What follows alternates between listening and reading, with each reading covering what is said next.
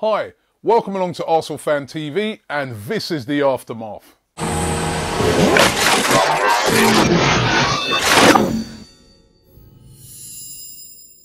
I'm pulling my hair out, but I ain't got no hair. I'm still frustrated at that North London derby.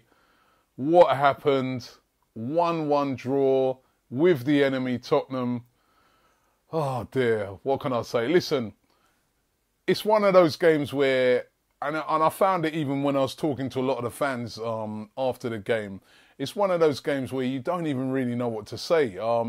We had all of the ball, we dominated the game, we had 15 corners, I think it was.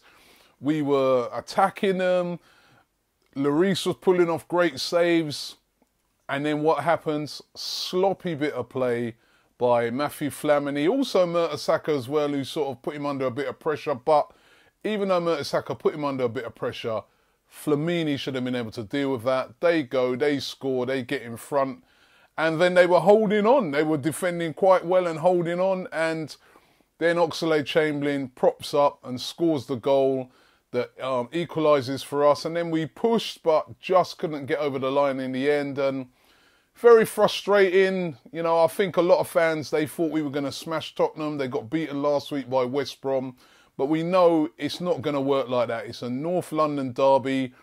Both teams are up for it. Both teams don't want to lose for their fans. And if we even look at recent North London derbies, they've been close. Last year at home, we beat them 1-0. I think it was Giroud who scored. Away from home, it was close. They kind of dominated the game. Rosicky scored that screamer at the start. In the FA Cup, 2-1. You know, the games have been close. So we should really have expected a close game. That's what we got. They defended for their lives. They didn't really show a lot of ambition. We had lots of the ball, just couldn't break them down. And I suppose in the end, you know, we got to take the 1-1. It could have been worse.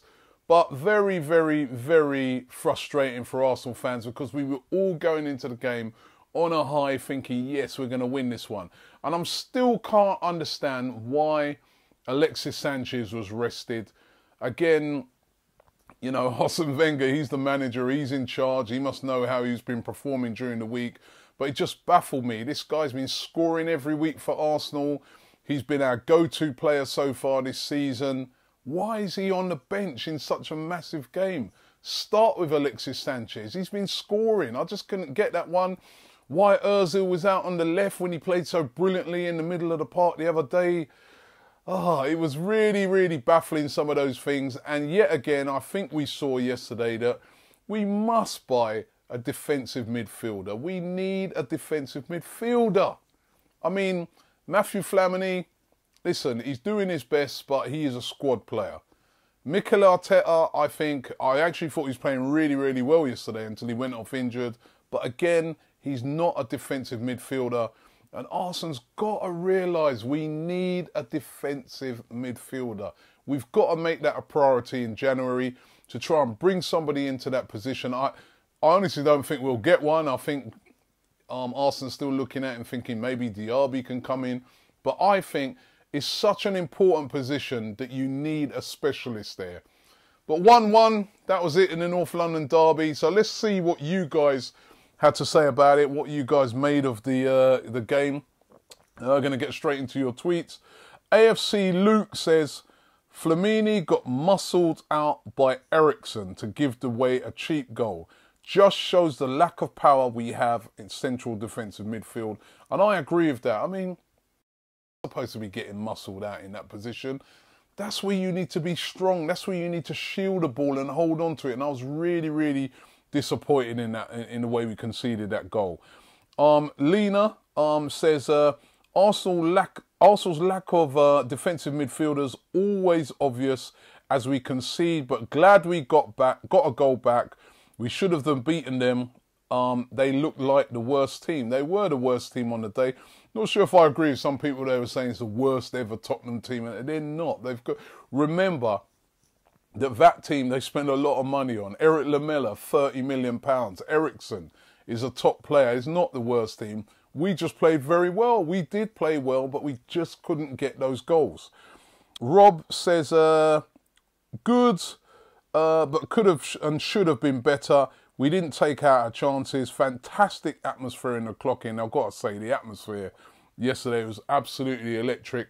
I had a friend who was sitting with us. He come all the way from Singapore. He couldn't believe the atmosphere in the ground. It was absolutely unbelievable. Really, really won to the fans there. Made the place really, really, really electric yesterday.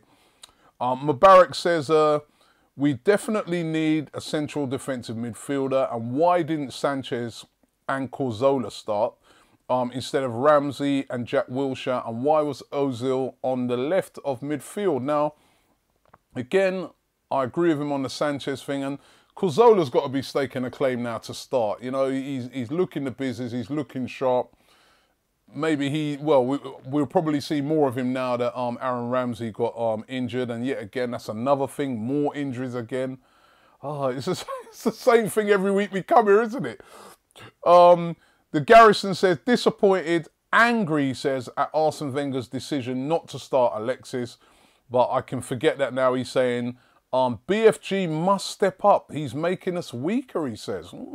Not a great game by BFG yesterday, but I don't know about making us weaker. Hi, Adam says, complacency cost us yesterday. We turned up when we needed to. If we had done that for 90 minutes, we would have won 5-2 again, or even 5-0. Actually, he's right. We should have turned up right from the start. And if we would have shown that urgency when we went 1-0 down all throughout the game, I reckon we would have won that game about 3-0. I kind of agree with him a little bit there.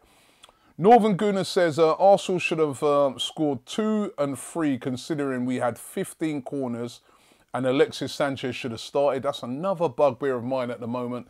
We're just not doing enough with corners. We get so many corners in a game. I just can't remember the last time we scored from a set piece.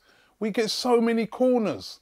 We should be making that a priority in training to score from. I don't know. Come on, we've got to make these corners pay. And then you'll see another team, they go and get one corner against us and bang, it's in. We've got to make them pay. Guna Dad says, overall disappointing. Ozil playing wide, Sanchez bench, Ramsey flicking the ball, Jack better, but still running into trouble. Demian Hackey says, how can such a talented team play so inconsistently? Is it a confidence issue? Maybe. ANDR3 says, we never take advantage of our dominance in a game. Mertesacker has been our weak point this season. And he said also we need a DM. So that's another person not very happy with Per Mertesacker. And going to finish with this one, Slade. He said, overall, it's a decent point. Rule 1, he says, for the North London derby is don't lose. Came from behind and totally dominated. So he says more plus points. So that's a positive from Slade. And hey, I suppose he's got a point. We didn't lose. It could have been much worse. We were 1-0 down. The clock was ticking off. So we're going to have to take that. Listen, I'm still a bit disappointed, but we move on to the next game. That's Galatasaray at home. A very, very important game. Swing game now in the Champions League. After that defeat in Dortmund, we got to bounce back. And the team are going to have to start that game and be really up for it. You know, the fans will be behind them without a doubt. Galatasaray will bring a lot of fans. We know they've always got a great support, Galatasaray. So we're going to have to be really, really up for that game. But I think we can win it.